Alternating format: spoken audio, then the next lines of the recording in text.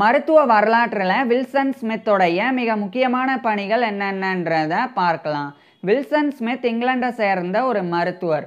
இவர் 1897 ஜூன் 21 அன்னைக்கு இங்கிலாண்டில் இருக்கிற லங்கேஷருடைய ஹின்பர்னில் இருக்கிற கிரேட் ஹார்வுட்டில் பிறந்தாங்க.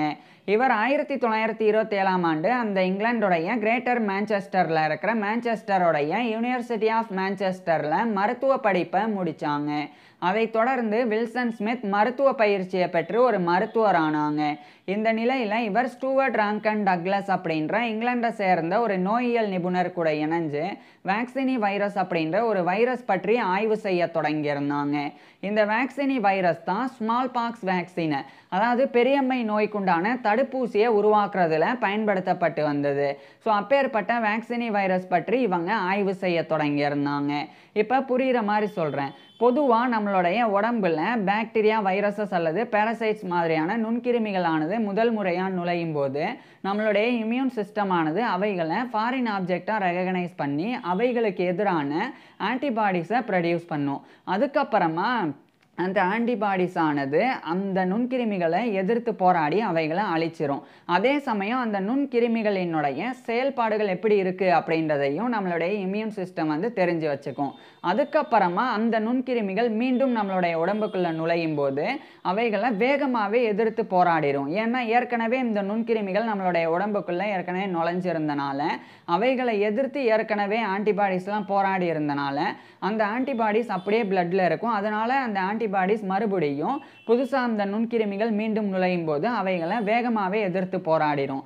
ஸோ முதல் முறை நுண்கிருமிகள் வந்து நம்மளுடைய உடம்புக்குள்ளே நுழையும் போது அவைகளை ஃபஸ்ட்டு இம்யூன் சிஸ்டம் வந்து ஃபாரின் ஆப்ஜெக்டாக ரெகக்னைஸ் பண்ணி அதுக்கப்புறம் அவைகளினுடைய செயல்பாடுகளை தெரிஞ்சுக்கிட்டு அவைகளுக்கு எதிரான ஆன்டிபாடிஸை உற்பத்தி செய்யும். ஆனால் அதே நுண்கிருமிகள் இரண்டாவது முறை நுழையும் போது அவைகளை பற்றி ஏற்கனவே நம்மளுடைய இம்யூன் சிஸ்டத்துக்கு தெரியும் அப்படின்றனால உடனடியாக அதை எதிர்த்து போராட ஆரம்பிக்கும். இதனால் ரெண்டாவது முறை அந்த நுண்கிருமிகள் நம்மளுடைய உடம்புக்குள்ளே நுழையும் போது அதனால் பெரிய பாதிப்பெல்லாம் ஏற்படுத்தவே முடியாது. அது பாதிப்பை ஏற்படுத்துறதுக்குள்ளே நம்மளுடைய இம்யூன் சிஸ்டம் அவைகளை வந்து அழிச்சிரும். ஸோ இதுதான் வந்து செயல்முறை. இந்த ஒரு முறையை அடிப்படையாக வச்சு தான் தடுப்பூசியானது கண்டுபிடிக்கப்பட்டு வருது. அந்த காலத்தில் இந்த ஸ்மால் பாக்ஸ் அப்படின்ற பெரியம்மை நோயானது மிகப்பெரிய அளவில் உயிரிழப்பு ஏற்படுத்தக்கூடிய ஒரு நோயாக இருந்தது. ஸோ அந்த நோய்க்கு எதிரான தடுப்பூசியாக கவுபாக்ஸை ஏற்படுத்தக்கூடிய வேக்சினி வைரஸை தான் பயன்படுத்தினாங்க. ஏன்னா இந்த வேக்சினி வைரஸ் வந்து ஒரு நபரினுடைய உடம்புல செலுத்தப்பட்டால் கவுபாக்ஸ் அப்படின்ற நோய் வரும். அந்த கவுபாக்ஸ் அப்படின்ற நோய் வந்து போனதுக்கப்புறமா ஸ்மால் பாக்ஸை ஏற்படுத்தக்கூடிய நுண்கிருமிகள் அந்த நபரினுடைய உடம்புக்குள்ளே போனால் அந்த நபருக்கு ஒன்றுமே ஆகலை. அந்த ஸ்மால் பாக்ஸை எதிர்த்து போராடக்கூடிய தன்மையை அந்த நபரினுடைய இம்யூன் சிஸ்டம் கொண்டு இருந்தது. ஸோ இதை அடிப்படையாக வச்சு தான் ஒரு விஷயத்தை கொண்டு வந்தாங்க. என்னென்னா இந்த வேக்சினி வைரஸ் வந்து ஸ்மால் பாக்ஸை ஏற்படுத்தக்கூடிய வைரஸை விட கொஞ்சம் தீவிரம் குறைவானது. ஆனால் தீவிரம் குறைவாக இருந்தாலும் இது உடம்புக்குள்ளே போன உடனே இதுக்கு எதிராக நம்மளுடைய இம்யூன் சிஸ்டம் ஆன்டிபாடிஸை உற்பத்தி செஞ்சதுக்கப்புறம் ஸ்மால் பாக்ஸ் வைரஸ் உடலுக்குள்ளே வரும்போது அதையும் சேர்த்து வந்து அந்த ஆன்டிபாடிஸ் வந்து அழிக்குது அப்படின்னு புரிஞ்சுக்கிட்டாங்க.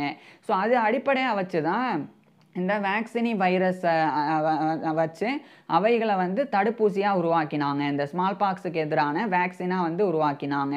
ஸோ அது அந்த காலத்தில் செயல்முறையில் இருந்து வந்தது. அப்போ தான் இந்த தடுப்பூசியெல்லாம் குறிப்பாக அந்த வேக்சினி வைரஸை வந்து வில்சன் ஸ்மித்தும் அந்த ஸ்டூவர்ட் ராங்கன் டக்ளஸும் ரேபிட்ஸ் அப்படின்ற அந்த முயல்கள் மீது பரிசோதனை செஞ்சு பார்த்தாங்க.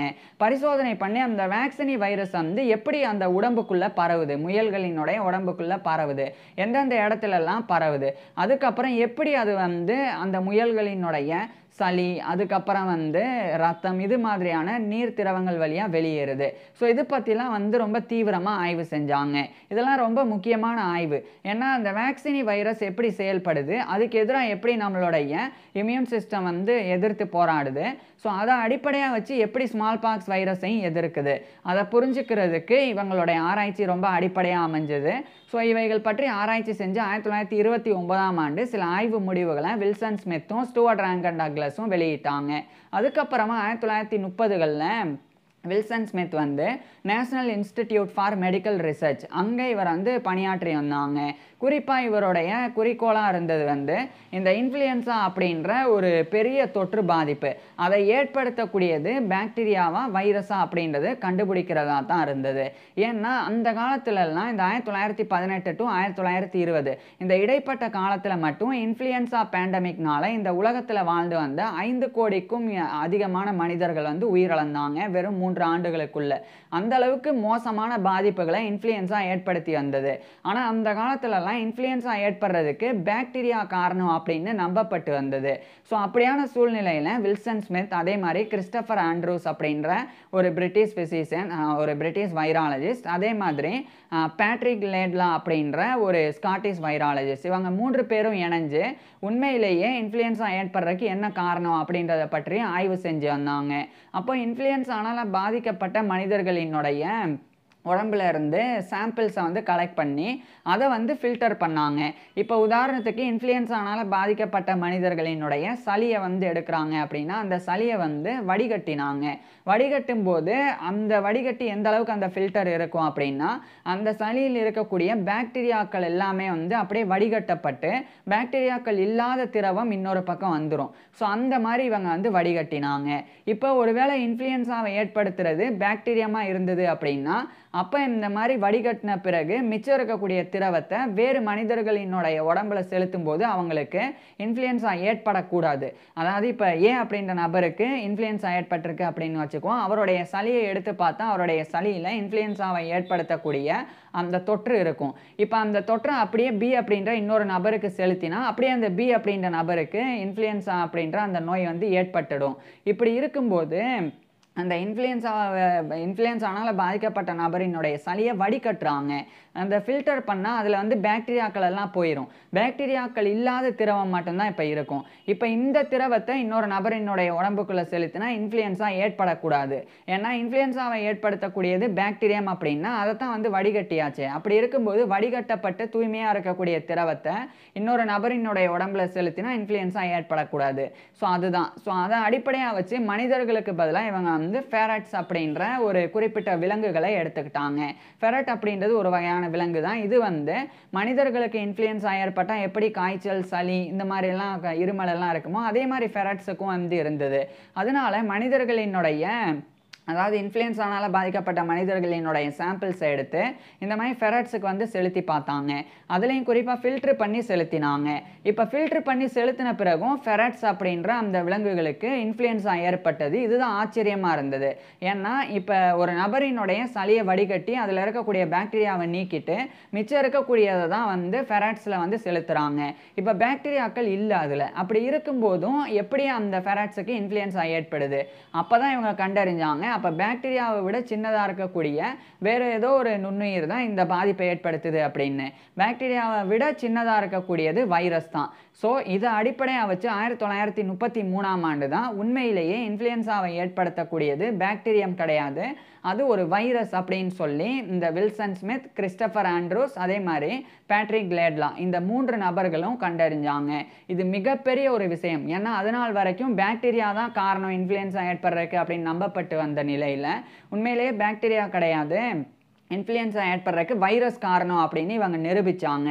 இதை புரிகிற மாதிரி சொல்கிறேன். பாக்டீரியா கொஞ்சம் பெருசாக இருக்கும், பாக்டீரியாவை விட இன்னும் சின்னதாக வந்து வைரஸ் இருக்கும். பாக்டீரியாவே வெறும் கண்ணால் பார்க்க முடியாது, அதை வந்து நுண்ணோக்கியை வச்சு தான் பார்க்க முடியும், மைக்ரோஸ்கோப்பை வச்சு. அப்படி இருக்கும்போது அதை விட இன்னும் சின்னதாக இருக்கக்கூடியது தான் வைரஸ் அப்படின்றது. இப்போ பாக்டீரியாவை வந்து வடிகட்ட முடியும். இப்போ இதுதான் வந்து துளை அப்படின்னு வச்சுக்குவோம். இவ்வளோ பெருசாக பாக்டீரியா இருக்குது, இவ்வளோ சின்னதாக வைரஸ் இருக்குது அப்படின்னு வச்சுக்குவோம். இப்போ இது வழியாக வடிகட்டும் போது பாக்டீரியா இப்படி நின்றுரும், ஆனால் வைரஸ் இப்படி வந்து உள்ளே நுழைஞ்சு போயிடும். ஸோ அந்த மாதிரி தான் அந்த திரவத்தில் பாக்டீரியாக்கள் இல்லைன்னாலும் வடிகட்டப்பட்ட திரவத்தில் வைரஸ்கள் இருந்திருக்கு. அந்த வைரஸ்கள் தான் வந்து ஃபெரட்ஸுக்கு இன்ஃப்ளூயன்ஸாவை ஏற்படுத்தியிருக்கு. அப்போ இன்ஃப்ளூயன்ஸாவை ஏற்படுத்தக்கூடியது பாக்டீரியா கிடையாது, வைரஸ் அப்படின்னு இவங்க 3 பேரும் நிரூபித்தாங்க. அதுக்கப்புறம் தான் இன்ஃப்ளூயன்ஸா வைரஸுக்கு எதிரான வேக்சின் கண்டுபிடிக்கக்கூடிய முயற்சிகள் மேற்கொள்ளப்பட ஆரம்பிச்சிருந்தது. அது மட்டும் இல்லாமல் அடுத்தடுத்து நிறைய விஷயங்கள் தெரிய வந்தது. அது என்னன்னா, இந்த இன்ஃப்ளூயன்ஸா வைரஸ்லயே நிறைய வகைகள் இருக்கு. இவங்க கண்டறிஞ்சிருந்தது இன்ஃப்ளூயன்ஸா ஏ வைரஸ். இது மாரியே இன்ஃப்ளூயன்ஸா பி, சி, டி அப்படின்னு சொல்லி அடுத்தடுத்து வைரஸஸ் எல்லாம் இருக்கு. அடுத்தடுத்த காலகட்டங்கள்ல அது வந்து கண்டுபிடிக்கப்படவும் செஞ்சது. ஸோ இது ஒரு பக்கம் இருக்கு. 1935 காலகட்டத்துல வில்சன் ஸ்மித் வந்து இன்னொரு முக்கியமான கண்டுபிடிப்பை செஞ்சாங்க. என்னன்னா, எக் கல்ச்சர் அப்படின்றது. இதை புரியுற மாதிரி சொல்றேன். பொதுவா இப்போ நான் ஏற்கனவே சொன்னேன், வேக்சினி வைரஸை வந்து எடுத்து அதை வந்து ஒரு மனிதனுக்கு செலுத்தி கவுபாக்ஸை ஏற்படுத்தினா அந்த நபர் கவுபாக்ஸ்ல இருந்து மீண்டு வந்ததுக்கு அப்புறமா ஸ்மால் பாக்ஸ் வைரஸ் வந்து அந்த நபரினுடைய உடம்புக்குள்ள போனாலும் அந்த நபருக்கு ஒன்றும் ஆகாது. ஏன்னா ஏற்கனவே வேக்சினி வைரஸை அந்த நபரினுடைய உடல் வந்து தடுத்திருக்கு அப்படின்னு. ஸோ அப்படி அந்த வேக்சினி வைரஸை செலுத்தணும், அதை தான் வந்து தடுப்பூசியாக உருவாக்கணும் அப்படின்னா வேக்சினி வைரஸ் நிறைய தேவை. அப்போ அந்த மாதிரி வேக்சினி வைரஸ் நிறைய தேவை அப்படின்னா அந்த காலத்துலலாம் இந்த பீட்ரி டிஷ் அப்படின்னு ஒன்று இருக்கும், ஒரு பிளேட் மாதிரி இருக்கும். அதில் வந்து வைரஸை போட்டு வைரஸ் வாழ்கிறதுக்கு ஏற்ற ஊட்டச்சத்து சூழல் எல்லாத்தையும் உருவாக்குவாங்க. அப்போ அந்த வைரஸஸ் வந்து பெருகும். வைரஸஸ் பெருகின பிறகு அதை வந்து தடுப்பூசியாக பயன்படுத்துறதுக்கு அதை வந்து எடுப்பாங்க. ஸோ அப்படி இருக்கக்கூடியது. அதே மாதிரி தான் இன்ஃப்ளூயன்ஸா வேக்சின் கண்டுபிடிக்கிறதுக்கு இன்ஃப்ளூயன்ஸா வைரஸஸை பயன்படுத்தினாங்க. இன்ஃப்ளூயன்ஸா வைரஸ் நிறைய வேணும், அப்போ தான் அவைகளை வச்சு வந்து வேக்சின் கண்டுபிடிக்க முடியும். இப்போ இந்த எப்படி கான்செப்ட் அப்படின்னு சொல்கிறேன். இன்ஃப்ளூயன்ஸா வைரஸை வந்து வீக் பண்ணுவாங்க. அது வீக் ஆகாமல் தீவிரமாக இருந்தால் தான் மனிதனுடைய உடம்புக்குள்ளே போன உடனே உயிரிழப்பை ஏற்படுத்தும்.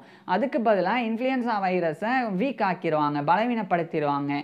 பலவீனப்படுத்தினதுக்கு அப்புறமா அந்த இன்ஃப்ளூயன்ஸா வைரஸை வந்து தடுப்பூசியாக மாற்றி அதை மனிதர்களினுடைய உடம்புக்குள்ளே செலுத்துவாங்க. இப்போ நம்மளுடைய இம்யூன் சிஸ்டத்துக்கு போதுமான நேரம் இருக்கும். ஏன்னா அது பலவீனமாக இருக்கிறனால அது பெருசாக செயல்படாது. ஆனால் அதனுடைய செயல்பாட்டை நம்மளுடைய இம்யூன் சிஸ்டம் புரிஞ்சுக்கிட்டு அதுக்கு எதிரான ஆன்டிபாடிஸை உற்பத்தி செஞ்சிடும். அதுக்கப்புறம் உண்மையிலேயே தீவிரமான இன்ஃப்ளூயன்ஸா வைரஸ் 2ஆம் முறை உள்ள நுழையும் போது நம்மளுடைய இம்யூன் சிஸ்டம் அது எப்படி செயல்படும் அப்படின்னு தெரிஞ்சிருக்கிறனால அதுக்கு எதிரான ஆன்டிபாடிஸை வேகமாகவே அனுப்பி இன்ஃப்ளூயன்ஸா வைரஸை தடுத்துரும். ஸோ இதுதான் கான்செப்ட். இப்போ நிறைய இன்ஃப்ளூயன்ஸா வைரஸ் தேவை, அப்பதான் தடுப்பூசி கண்டுபிடிக்க முடியும். இப்போ நிறைய வைரஸஸ் வேணும் அப்படின்னா அந்த காலத்தில் இருந்த முறை வந்து பீட்ரி டிஷ் தான். அதாவது ஒரு பிளேட் இருக்கும், பிளேட்டில் வந்து வைரஸஸை வச்சிருவாங்க. வைரஸுக்கு ஏற்ற ஊட்டச்சத்து இருக்கும், அது வாழ்றதுக்கு ஏற்ற சூழல் இருக்கும். ஆனால் அந்த பிளேட்டில் வந்து வைரஸஸ் வந்து பெருசாக அந்தளவுக்கு இனப்பெருக்கம் பண்ணி நிறைய பல்கிலாம் பெருகாது. அதனோட எண்ணிக்கை வந்து ரொம்ப கம்மியாக தான் இருக்கும். ஆனால் அந்த பீட்ரி டிஷ்ல இன்ஃப்ளூயன்ஸா வைரஸஸை வளர்க்குறதுக்கு நிறைய செலவாகும். ஸோ இப்பேற்பட்ட பிரச்சனை இருக்கு. இவர் கொண்டு வந்த ஒரு முறை தான் எக் கல்ச்சர் அப்படின்றது.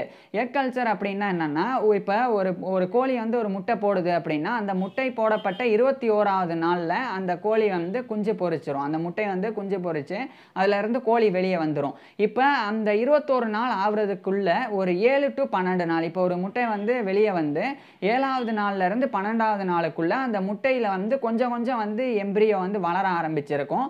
அதே சமயம் அந்த முட்டைக்குள்ள வந்து ஆலன்டோயிக் கேவிட்டி அப்படின்னு சொல்லி ஒரு பகுதி வந்து இருக்கும், ஒரு பகுதி.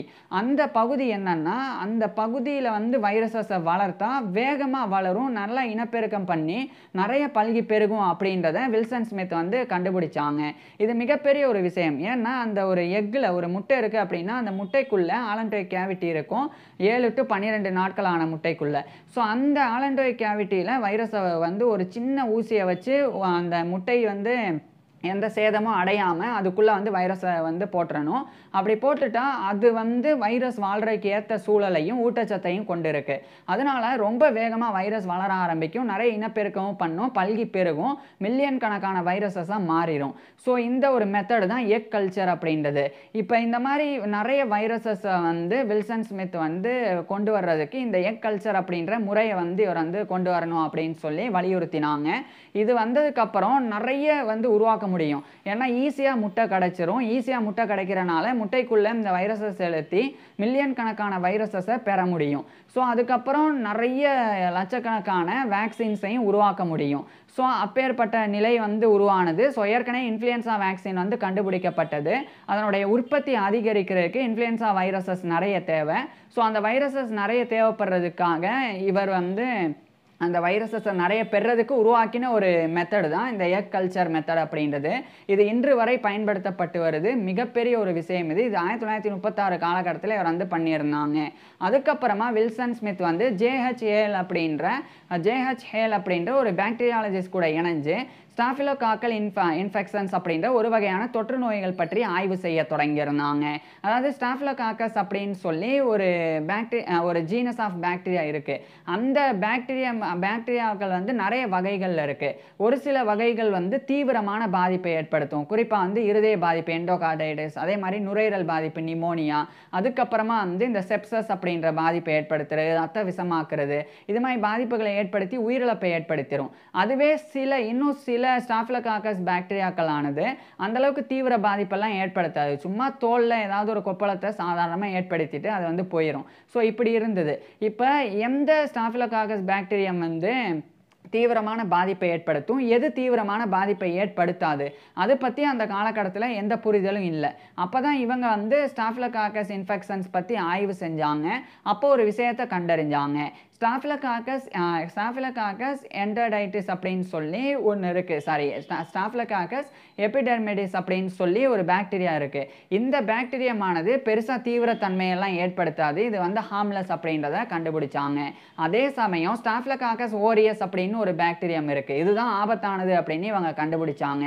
எப்படின்னா இந்த ஸ்டாஃபிலோகாக்கஸ் ஓரியஸ் அப்படின்ற பாக்டீரியாமானது ஒரு வகையான கோஆகுலேஸ் அப்படின்ற என்சைம் நொதியை வந்து உற்பத்தி செய்யுது. அந்த கோஆகுலேஸ் அதை சுத்தி இருக்கக்கூடிய ரத்தத்தை வந்து உறைய வைக்குது. இந்த ஒரு நிகழ்வை இவங்க 2 பேரும் கண்டறிஞ்சாங்க. புரியுற மாதிரி சொல்லணும் அப்படின்னா, இப்ப ஒரு பாக்டீரியம் ஸ்டாஃபிலோகாக்கஸ் ஓரியஸ் இருக்குது அப்படின்னு வச்சுக்குவோம். இந்த கையில் இந்த இடத்துல அந்த பாக்டீரியம் வந்து இந்த கோஆகுலேஸ் அப்படின்ற அந்த ஒரு நொதியை வந்து வெளியிட்ட உடனே இந்த இடத்துல இருக்கக்கூடிய ரத்தத்தை அதை அப்படியே வந்து உறைய வைக்கும். இது ரொம்ப முக்கியத்துவம் வாய்ந்த கண்டுபிடிப்பு. ஏன்னா இதை கண்டுபிடிச்சதுக்கு அப்புறம் தான் அந்த ஸ்டாஃபிலோகாக்கஸ் ஓரியஸ் எப்படி நம்மளுடைய ஆன்டிபாடிஸ்ட இருந்து தப்பிக்குது அப்படின்றது புரிய வந்தது. ஏன்னா அந்த ஸ்டாஃபிலோகாக்கஸ் ஓரியஸ் ஆனது வந்து இருக்கும்போது அதை வந்து அழிக்கிறதுக்கு நம்மளுடைய இம்யூன் செல்ஸ் போகும்போது உடனடியாக அந்த ஸ்டாஃபிலோகாக்கஸ் ஓரியஸ் வந்து அந்த கோஆகுலேஸ் அப்படின்ற என்சைமை வெளியிட்டு அந்த ரத்தத்தை வந்து அப்படியே அந்த இடத்துல உறைய வச்சிரும். ரத்தம் உறைஞ்சிருச்சு அப்படின்னா அதுக்குள்ள வந்து இம்யூன் செல்ஸ்னால போக முடியாது. இம்யூன் செல்ஸ் அதுக்குள்ள போனாதான் அந்த வைரஸஸ் அந்த ஒரு பாக்டீரியாவை வந்து அழிக்க முடியும். ஸோ அதுக்குள்ள போக முடியாதனாலேயே அந்த பாக்டீரியாவை அழிக்க முடியாது.